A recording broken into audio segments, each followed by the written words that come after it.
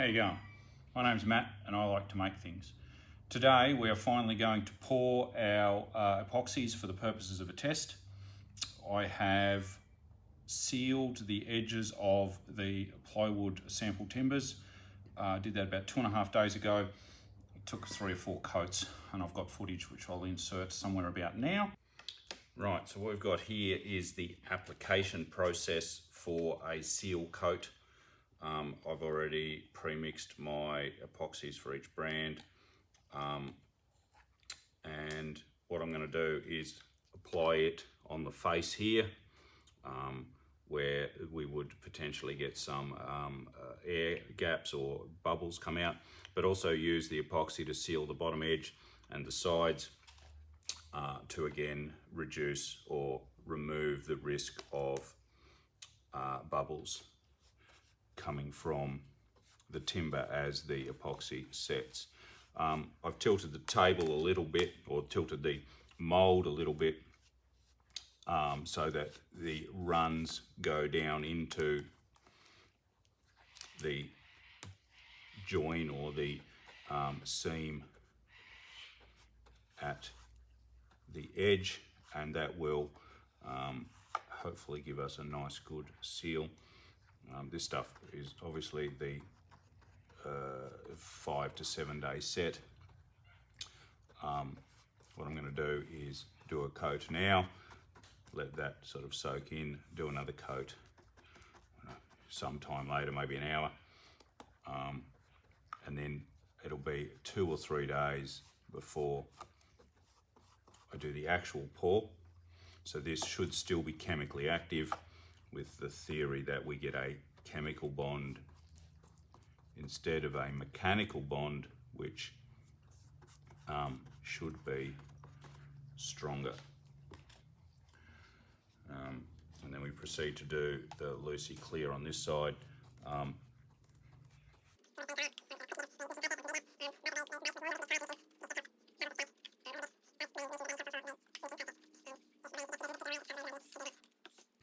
Right, now I don't know if you can see on the camera, I'll be able to check once I get it on my computer, but the timber is quite porous and it is soaking up the epoxy. We would expect that.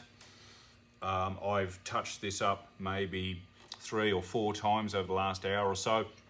I'm going to do a last coat now, and then we'll just let it go, let it dry out over the next day or so, probably 2 days, and then we'll do the actual pour. So yes, quick touch up over here. Hopefully it shows up the difference between a fresh coat and the previous coats. It looks like I've got a nice seal along that bottom edge, so there shouldn't be any air come up over the cure time of the full depth pour. And the sides, not so much, but not a major concern at this point. Proof will be in the pudding, I suppose. If you are picking up a minor buzzing sound in the background, that is my CNC taking the top off of a epoxy table.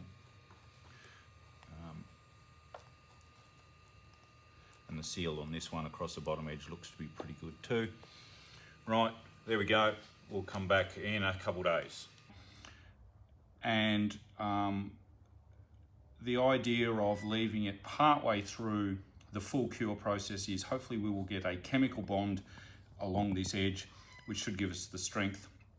I'm not a big fan of just a mechanical bond, so leaving the seal to be fully set before you do the pour, I don't think that's as strong as the full soak in. What we've got here is 2 lovely little Aussie made buckets, which I found in Bunnings of all places. They have the epoxy in there ready to go.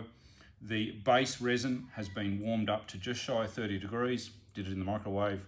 You can do that yourself. You can, for a large volume where it won't fit, just have a big tub of hot water. The idea is the bubble extraction is better when the base is warmed up. Particularly on a day like today where ambient temperature is about 15 degrees. That's going to be great for the curing process because it'll slow it down, but for the mixing process, having a little bit warm is handy. As you can see, I've labelled everything so there's no cross-contamination. What we're going to do is do some mixing and we will see how that works and how our rather large stirrers behave in the smaller volume. Just move that forward, and then if we go down there, now you'll see if I pause, there's some streaks in there. That's the two components mixing. It will take some time to mix.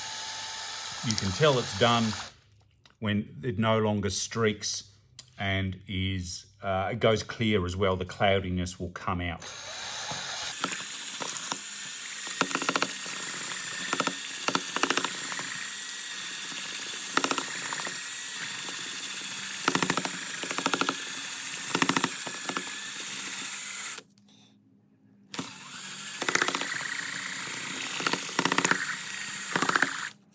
That one here like that, and then we'll do the other one. You'll see I've got some baking paper out for the drippy drops later.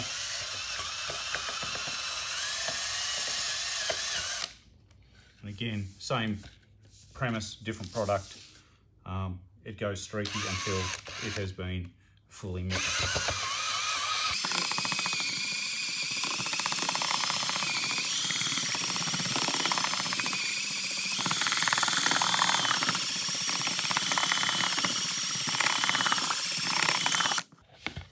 Ideally, I'd have had much smaller blenders, but these were cheap and identical. Going to scrape the sides just to make sure all of the product gets blended in properly. Just pull a little bit there off the sides. In a bigger bucket, you can use a paint stirrer, but it is important. These buckets have graduated markings on the side, so they were handy for measuring at the beginning to get the correct amounts in.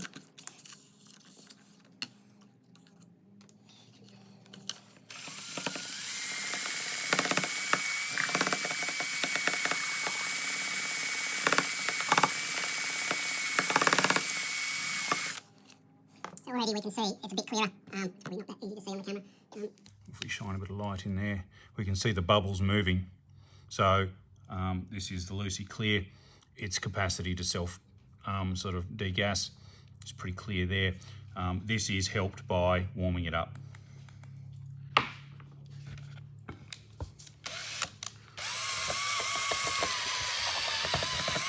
Now this oak field, which we're stirring now,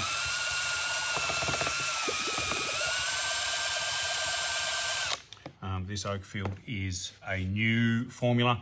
The product is in containers with the old label, but this is a new formula. I think you can buy it now, but when I got it, I was pretty much the first person to get it. So testing this is a little bit special.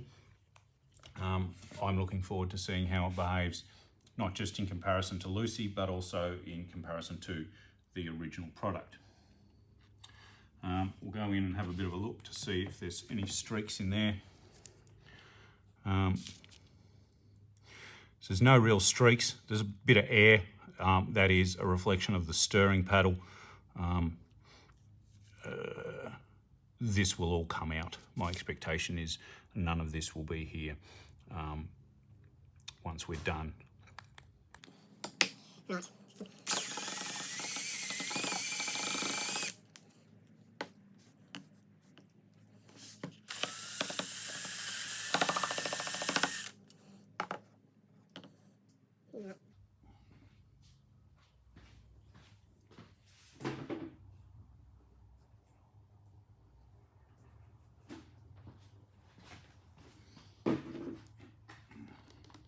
I have a waste bucket for cleaning the paddles on. Just collect it all in one spot and reduces the amount of actual mess.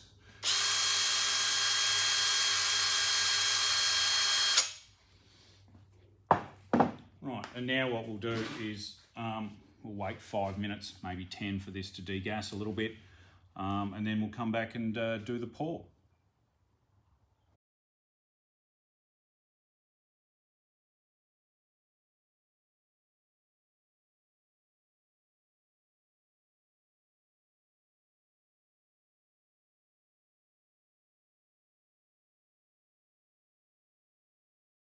Right, so we've had a bit of a wait.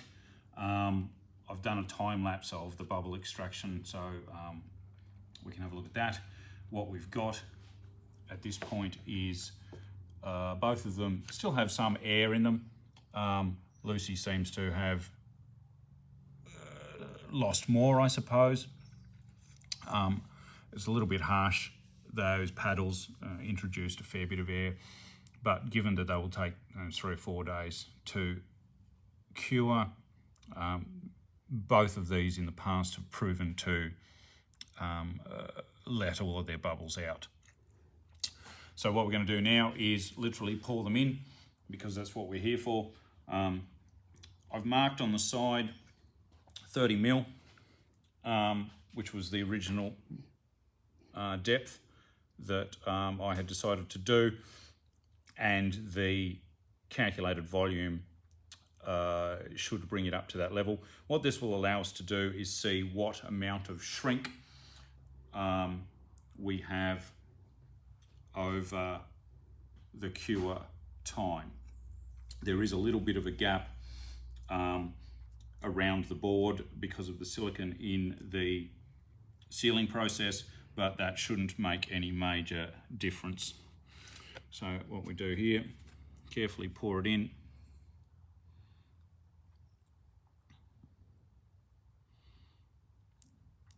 You can see even as pouring it in, the bubbles move more to the surface, and oh, there we go, we had a few.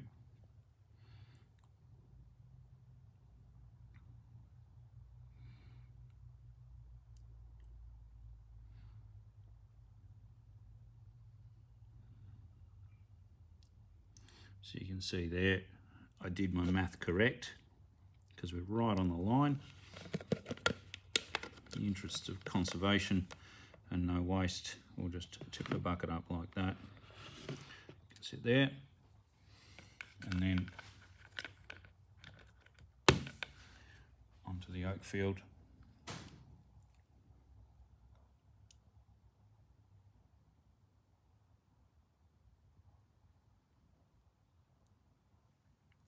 You can see it's quite clear, a little bit thicker than water in its consistency.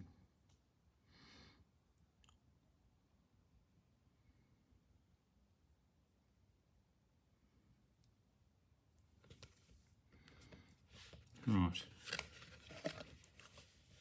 and again we'll sit that there and get the last little bits out. And then we have it. The next step will be, I'll come back once this is cured, we will demold, and then we'll go through the process of seeing how these two behave through machinery, sanding, and I have a strength test that I would like to perform, but I think we'll do that last. But for now, thanks for watching. Like and subscribe if you don't mind or would like to see more of my mug, and catch up with you soon. Thank you.